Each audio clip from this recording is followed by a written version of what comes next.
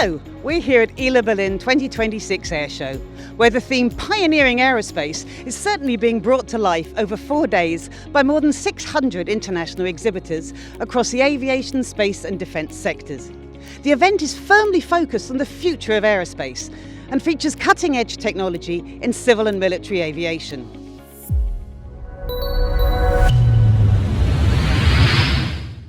One company leading development in the industry is Germany-based Diehl Defence, which is displaying its range of ground-based air defence systems and guided missiles at the show. We're joined by Harald Buschek, Chief Programme Officer for Diehl Defence, to talk about their proven technology and give us an insight into a worldwide premiere that's been revealed here today. Hi Harald, welcome. We saw here today the worldwide premiere of an enhanced version of one of your established products. I wonder if you could explain to us about that product. The big unveil that we did today was our new IRIS-T SLS Mk4 system. It is a short-range system and it has a typical feature, which is that we have combined all elements of an air defense system on one vehicle. We have the radar to detect the targets, we have the command system, the Tactical Operations Center, which is integrated into the cabin of the vehicle, and we have the launchers with the missiles to actually engage and intercept the targets up there, all integrated on one vehicle. That makes it very mobile, very flexible, and the other big feature is it actually can fire on the move. You don't have to stop to establish a track, but you can establish the track while you're driving. You have the track, the operator can engage the target and the missile go out even without stopping while still driving. This is the big new thing which we have, the IRIS-T SLS Mk4 system.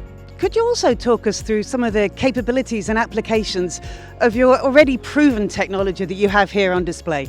Yes, I mean the most proven system that we have on this display right now is our medium-range system, the IRIS-T SLM system, which you see also behind me, the launcher with 8 missiles in its respective canisters in there.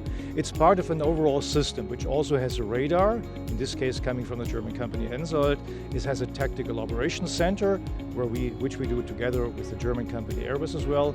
We do the missiles, we do the launchers, and we are responsible for the overall system integration and for the system itself. Of this system, actually, we have already delivered 10 of those to Ukraine, for example. They are needed every day, and they provide an excellent protection with a very, very high engagement and kill rate for the Ukrainian people. We get lots of feedback from Ukrainian soldiers, from the Ukrainian ambassador here in Germany, telling us that this system saves lives every day and every night. How else are you addressing the future requirements for guided missiles? Yes, we have, as I've shown you, the short-range system and the medium-range system. So what's going on? Yes, we need a long-range system. That's what we have under the development right now. It's called the IRIS-T SLX for extended range.